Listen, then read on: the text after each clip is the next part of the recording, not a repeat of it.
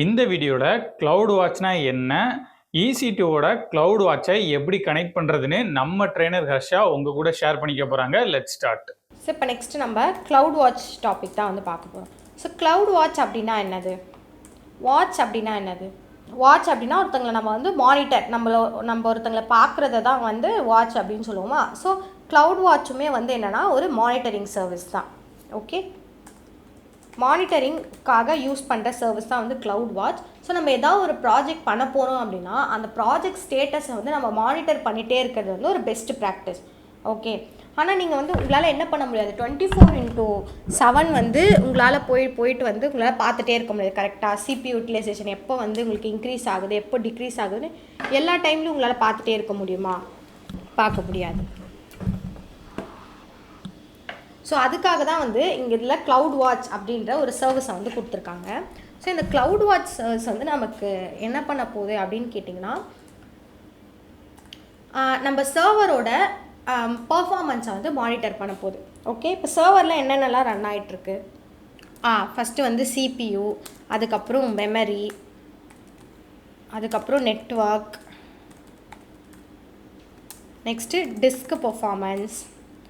So இந்த மாதிரி like OS ஓடுது, இதெல்லாம் வந்து நம்ம பெர்ஃபார்மன்ஸ் வந்து இதெல்லாம் கரெக்டாக ரன் ஆகிட்டு இருந்தால் தான் அதுக்கு இந்த சர்வருக்குள்ளே ரன் ஆகிற லைக் வெப்பேஜும் வந்து கரெக்டாக இருக்கும். கரெக்டாக ஸோ அதனால தான் வந்து என்ன பண்ணுறாங்கன்னா இதெல்லாமே வந்து மானிட்டரிங் வந்து பண்ண போகிறாங்க.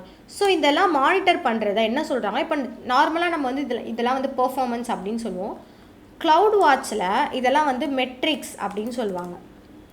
இந்த CPU, மெமரி, நெட்வொர்க் இதெல்லாம் வந்து மெட்ரிக்ஸ் அப்படின்னு சொல்லுவாங்க. இது எப்போல்லாம் ஹை ஆகுது, லோ ஆகுது, அது எல்லாமே நம்ம வந்து Cloudwatchை யூஸ் பண்ணி மானிட்டர் பண்ணலாம். ஓகே, ஸோ நம்ம Cloudwatchை யூஸ் பண்ணி என்னென்னலாம் பண்ணிக்கலாம்னா, ஃபர்ஸ்ட் திங் வந்து மானிட்டர் பண்ணிக்கலாம் அண்ட் அலார்ம் வந்து செட் பண்ணிக்கலாம். லைக் ஒரு அலார்ம் அலர்ட் அப்படின்னு சொல்லுவாங்க. நம்ம என்ன பண்ணிக்கலாம், ஒரு அலர்ட் செட் பண்ணி அந்த அலர்ட் மெசேஜ் நமக்கு வர மாதிரி பண்ணிக்கலாம். தென் வந்து நம்ம டேஷ்போர்ட் க்ரியேட் பண்ணிக்கலாம். லைக் நம்மளோட CPU யூட்டிலைசேஷன் எப்படி எவ்வளோ தூரம் வருது எப்படின்னு ஒரு கிராஃப் மாதிரி வந்து நம்ம பார்த்துக்கலாம். அண்ட் அதுலேருந்து நம்ம என்ன பண்ணிக்கலாம்னா லாக்ஸாக வந்து க்ரியேட் பண்ணி ஸ்டோர் பண்ணிக்கலாம். ஓகேவா? ஸோ இது எல்லாமே வந்து சேர்த்து தான் வந்து Cloudwatch வந்து பண்ண போகுது. ஓகே, ஸோ இப்போ நம்ம என்ன பண்ண போகிறோம் அப்படின்னா EC2ல நான் வந்து Cloudwatchை வந்து கனெக்ட் பண்ண போகிறேன்.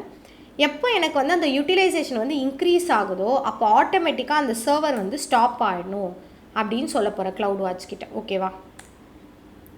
கிளியரா? ஓகே, ஸோ அதுக்கு நம்ம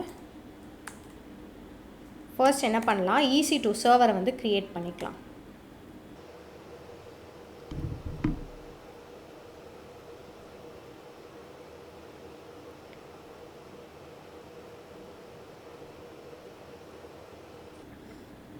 ஸோ ஆல்ரெடி என்கிட்ட ஒரு வெப் சர்வர் அப்படின்னு ஒரு சர்வர் இருக்குது. இந்த சர்வர் ரன்னிங்லே தான் இருக்குது. ஓகேவா? இதே சர்வரே நான் வந்து யூஸ் பண்ணிக்கிறேன். இப்போ வந்து இதில் வந்து Cloudwatch,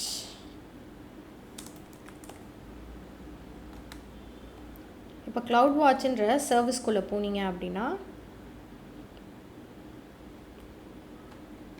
என்ன பண்ணலாம், இந்த இன்ஸ்டன்ஸ் ஐடியை அப்படியே நம்ம வந்து காப்பி பண்ணிக்கலாம்.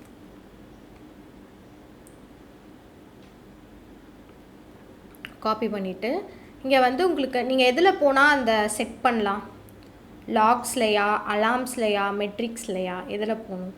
ஸோ இந்த ஆல் மெட்ரிக்ஸில் போயிட்டு இதுலேருந்து நீங்கள் என்ன பண்ண போகிறீங்க, EC2க்கு தான் வந்து செலக்ட் பண்ண போகிறீங்க. அதனால் EC2வை செலக்ட் பண்ணிவிட்டு இப்போ அந்த இன்ஸ்டன்ஸ் ஐடியை கொடுங்க. ஸோ இன்ஸ்டன்ஸ் ஐடி கொடுத்தோடனே EC2 பர் இன்ஸ்டன்ஸ் மெட்ரிக்ஸ்னு வருதா?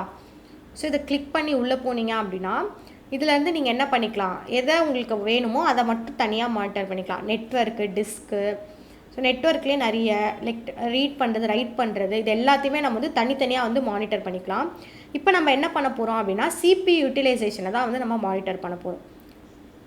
ஸோ இந்த CPU யூட்டிலைசேஷனை அப்படியே கிளிக் பண்ணிவிட்டு இதை கிளிக் பண்ண உடனே உங்களுக்கு இங்கே கிராஃப்ட் மெட்ரிக்ஸில் 1ன்னு வந்திருக்கும். ஸோ அந்த கிராஃப்ட் மெட்ரிக்ஸில் போய் பார்த்தீங்க அப்படின்னா இங்கே நமக்கு வந்து அலார்ம் சிம்பிள் இருக்கா, இந்த அலார்ம் சிம்பிளை கிளிக் பண்ணி உள்ளே போனீங்க அப்படின்னா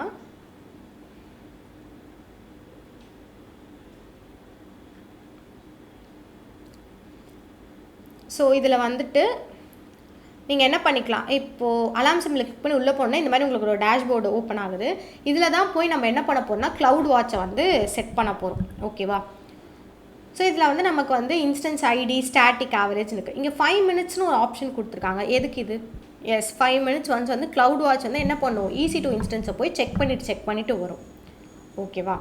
ஸோ இது 5 மினிட்ஸ், இது அதுக்காக இங்கே 5 மினிட்ஸ்னு கொடுத்துருக்காங்க. நெக்ஸ்ட்டு வந்து த்ரெஷ்ஹோல்டு டைப்.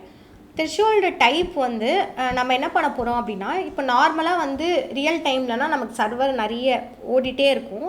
அதனால நம்ம கிரேட்டர் தான் ஒரு 80% மேலே வந்துருச்சு அப்படின்னா அது ஸ்டாப் ஆகிக்கலாம் அப்படின்னு நம்ம பண்ணலாம். ஸோ இப்போ நம்ம என்ன பண்ணிக்க போகிறோம் அப்படின்னா, இப்போ வந்து நம்ம லோவர் அப்படின்னு கொடுத்துக்கலாம். ஓகே, ஸோ நம்ம லோவர் அப்படின்னு கொடுத்துக்கிட்டோம். எப்படின்னாலும் நமக்கு கம்மியாக தான் இருக்க போகுது. அதனால லோவர்னு கொடுத்து நான் இங்கே 30 கொடுத்துக்கிறேன். ஸோ எனக்கு 30க்கு கீழே இருந்துச்சு அப்படின்னா என்ன ஆகணும், நான் சொல்கிற ஒர்க்கை வந்து பண்ணணும் அப்படின்னு சொல்ல போகிறேன். ஓகேவா? ஸோ இதை கொடுத்துட்டு நெக்ஸ்ட்டு இப்போ நம்ம என்ன பண்ண போகிறோம் அப்படின்னா, இங்கே வந்து நமக்கு அலாம் ட்ரிகர் நோட்டிஃபிகேஷன் நம்ம ட்ரிகர் பண்ணுறது வந்து நமக்கு இன் அலாம்னு இருக்குது, ஓகேன்னு இருக்குது, இன்சஃபிஷியன்ட்னு இருக்குது.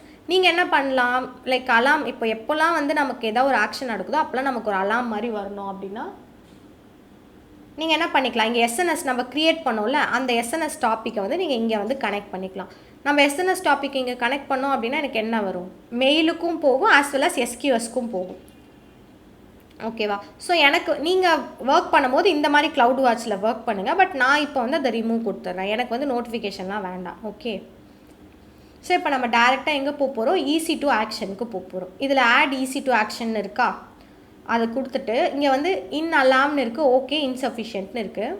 இதில் வந்து அலாமே கொடுத்துட்டு என்ன பண்ண போகிறோம், எனக்கு இன்ஸ்டன்ஸ் ஸ்டாப் ஆகணும் அப்படின்னு நான் சொல்ல போகிறேன். நீங்கள் இன்ஸ்டன்ஸ் ஸ்டாப் ஆகணும்னு சொல்லலாம், டெர்மினேட் ஆகணும்னு சொல்லலாம், ரீபூட் ஆகணும்னு சொல்லலாம். ஓகே, ஸோ நான் வந்து என்ன பண்ணுறேன், ஸ்டாப் ஆகணும் அப்படின்னு கொடுத்துக்கிறேன். கொடுத்துட்டு நெக்ஸ்ட்டு இப்போ இந்த அலாமுக்கு ஒரு நேம், இந்த அலாமுக்கு நீங்கள் கொடுக்குற நேம் வந்து எப்படின்னா, நீங்கள் உங்களுக்கு ஒரு நோட்டிஃபிகேஷன் வரும்ல அந்த இடத்துல வந்து ரெஃப்ளெக்ட் ஆகும். இது வேணும்னா கொடுத்துக்கலாம், வேணான்னா ஸ்கிப் பண்ணிவிட்டு நெக்ஸ்ட்டு போயிடலாம்.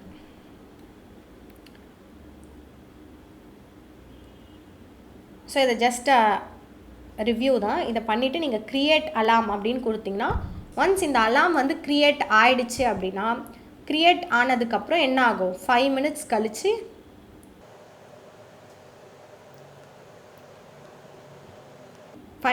என்னோடய இன்ஸ்டன்ஸ் வந்து டெலீட் ஆகிடும். ஓகே, இப்போ என்னோடய இன்ஸ்டன்ஸ் ரன்னிங் ஸ்டேட்டில் தான் இருக்குது. சாரி ஸ்டாப் ஆகிடும்.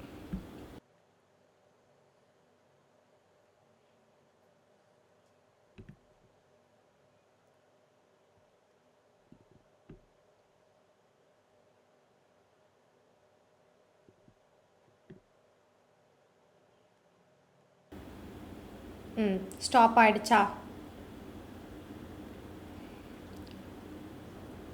ஓகே, நமக்கு க்ளவுட் வாட்ச் வந்து நமக்கு இப்படி தான் வந்து ஒர்க் ஆகும். ஓகே, கிளியரா?